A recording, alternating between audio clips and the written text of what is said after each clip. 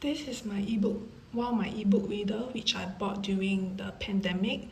I bought this because I wanted a cheap tablet which would help me with Zoom calls during the pandemic because most of the time we are stuck at home doing things, right? I got this, so you see that it has a very tacky cover because I can just take it out and put it straight to for zooming. So anyway, since now most of the things are kind of back to normal, I use this sometimes to read books that have a lot of pictures. Um, it's easier for me to read tables and diagrams as well, where also the images are very important, so there are lots of color. So one of the book that I'm reading right now, so actually I realized that I really bought a lot of books during the pandemic. I really went all out on buying books, and many of the books that are in my ebook reader right now, which is still in my to be read list, many of them are bought during the pandemic. In a way, I do not regret making these purchases because I know I'm going to read them eventually, and I am happy that I bought early because as you all know, recently uh, Amazon decided to not allow downloading of books into devices anymore. So I'm kind of glad I got them back up somewhere. So anyway, back to the books I'm reading. The book that I'm reading right now is Healing Trauma with Guided Drawing.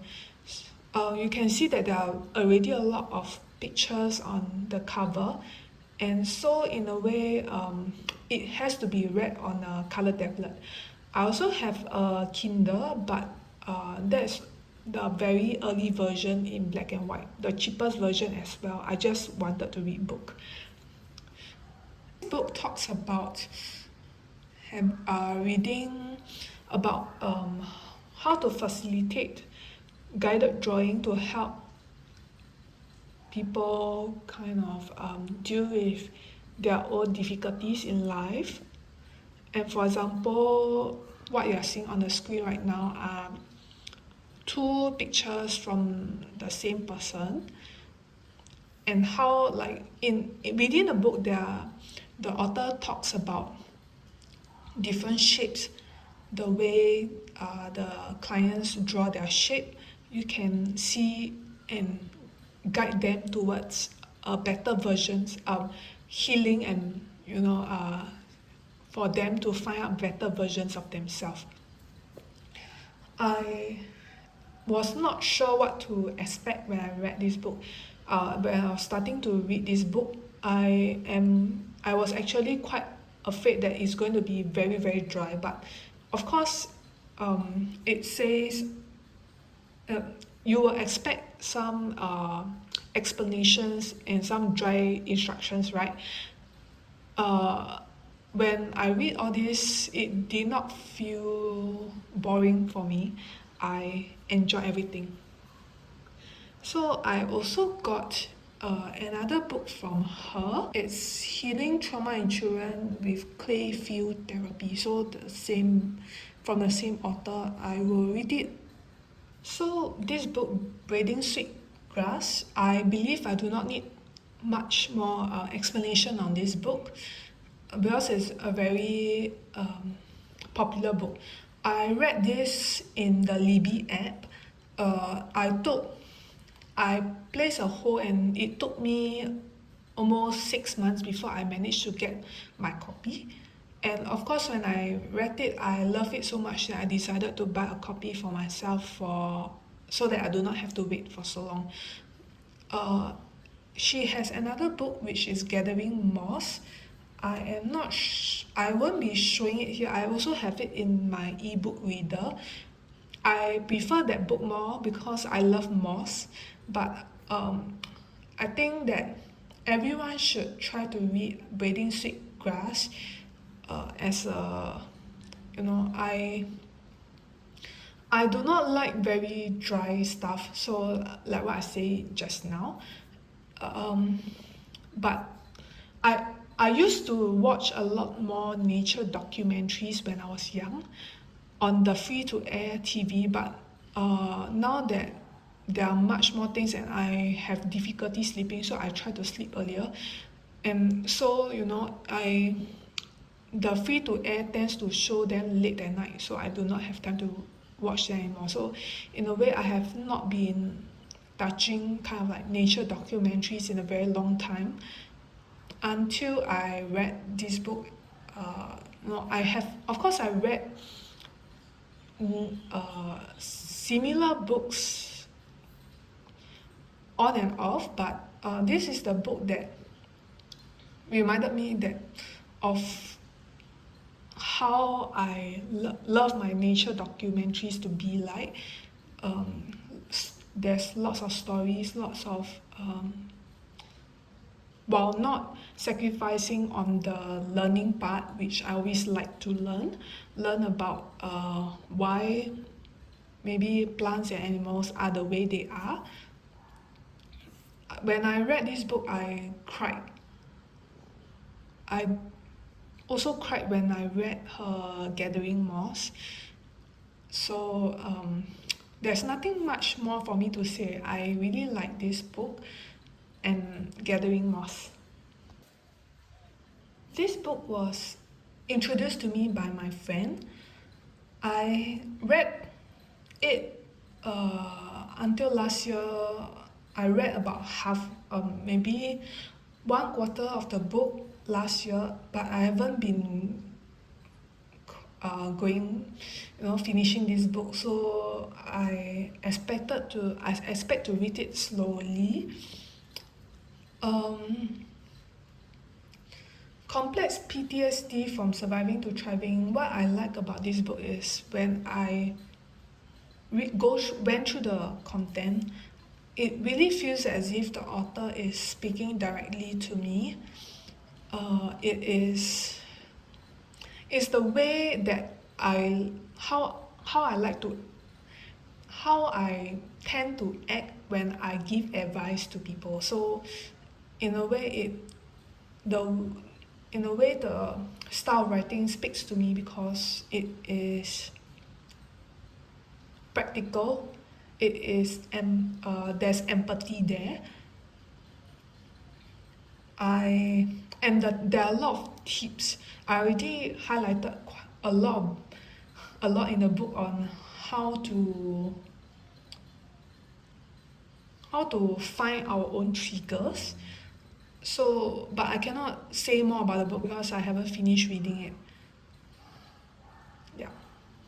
I know that Orphic hymns are easily found on the web for free, but I decided to buy Sarah's book after I enrolled into her witchcraft introduction to witchcraft course, because I felt that I feel that she really teaches things in a clear way, and her steps are she doesn't sugarcoat things, and her steps are the steps that she gave as instructions are very clear, and they are thought-provoking. So Sarah said that she taught maths last time, and I can really believe it because due to the way she teaches us during her classes. When I was looking for an Orphic hymns book, I looked through those that are available.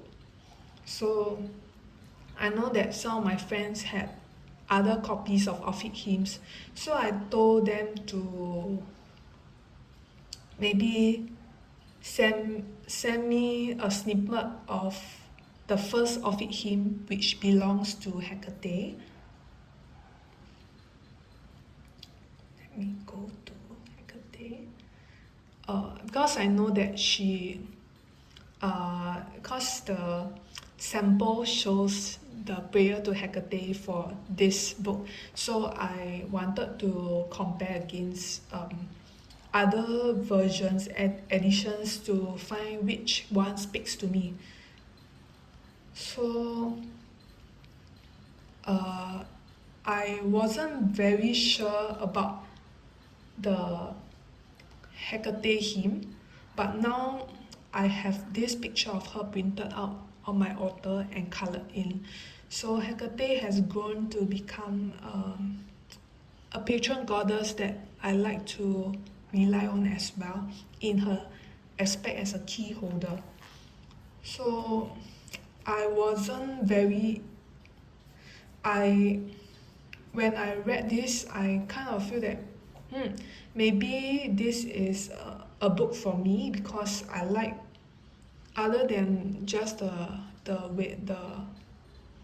hymn, there are some explanations and spells as well. So I bought it thinking that okay, I kind of like this version more, but when I went to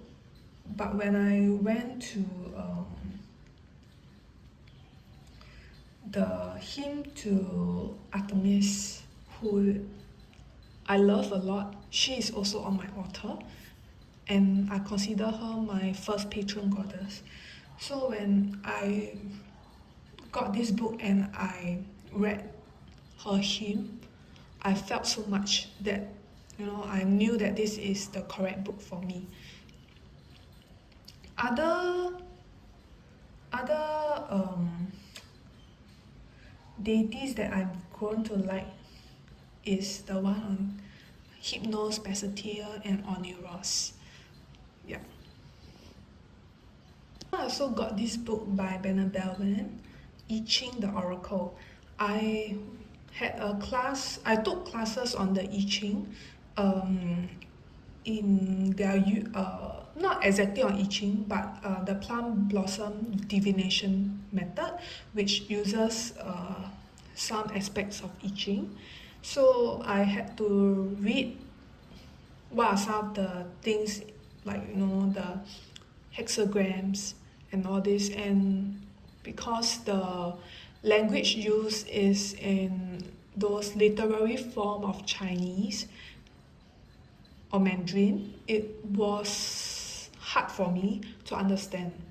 I need some time to even understand the modern forms of Mandarin. Yeah, so I know that Benabel is a very practical teacher from her other books and courses that we have gotten from her. So I got this to kind of, I went in knowing that she's going to add some of her own personal gnosis, but she's not going to be too, she won't sugarcoat a lot of things, so which is what I like. Yeah, so the book itself is, of course, don't expect it to be easy to read. I find that this is more like a textbook with a lot of explanations.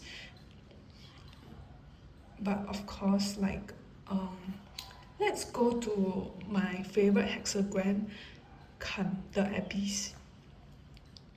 So you can see there is the breakdown, and what I like about this book is they have the original verses, but also there's her own translation and explanation of how she views the hexagram. Yeah, and the methods that she lay out in to using I Ching as divination is very helpful as well.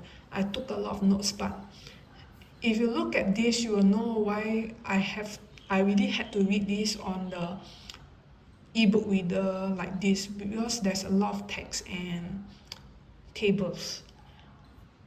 My friend made me a rune set, which is so cute that I really have to use it, but I do not have a full understanding of runes. So I bought this book, Taking Up the Runes, to brush up on my understanding. So what I like about this book is that it's very clear.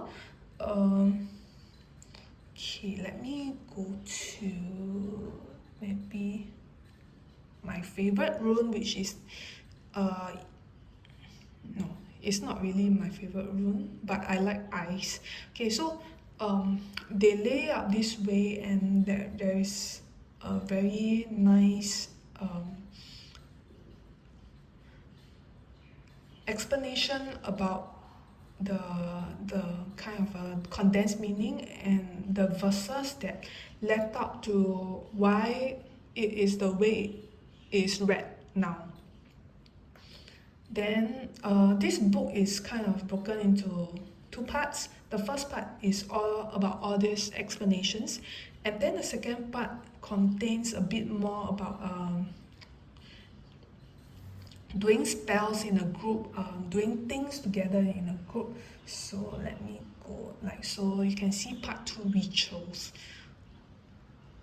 Then there are spells and how to work with each runes. I did not read the second part because it became a bit dry for me, and I do not foresee myself doing rituals with the runes. I used it more for divination. So I got this book as well. I am not sure how to read the title, so I'm going to put it in the description box and here as well. So from the rune book just now and until this, I did not realize that there's a full complete session on the runes. But after I slowly read through this book, I realized I like the explanations here more, even though it's not as easy to search for as the previous book. It talks about the why how the Norse myth, the gods, the goddesses, the other mythical creatures, how they are laid out across the sky, the astrology portion, and how how the runes could be read with all this myth in mind. So, for example, while we know that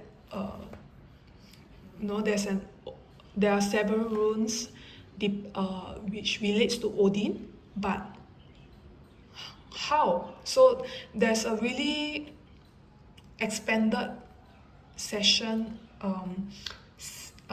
expanded portion on all these runes in the way that I rarely see in modern depictions of runes, and it's really a very in-depth information. So I really do prefer this book, and I was happy that I got this book. I got this book just because I just looked at the sample and thought that okay, it's worth reading. So I did not realize that it also finally adds to my understanding of runes as well. But other than the part on runes, I do like that they talk a lot about, for example, like just now what I say, the astrology, then of course the beings, the magical beings in the tradition and all that. Yeah. So on the I did see reviews saying that this book is a very academic look into the tradition, and there are not many spells, but really I like to read academically on the traditions, so that I can slowly go back and think about it, and how do I incorporate all these into my practices. There are many books here which I have read, and I do not have time to talk through them. Yeah, for example, the Sorcery of Solomon by my teacher Sara as well. And then Pale Ink, which is a very interesting take on the classics of mountains and sea, which many is a Chinese classic talking about strange animals that were recorded, in these classics. And then there is eco spirituality such as waking up to the dark, and then gathering moss, and Arthurian magic. If you all see anything that you are interested in, and maybe you can reach out to me. I will try to read them sooner. Yeah, there are just too many books for a bookworm like me to enjoy. Okay, see you. Bye.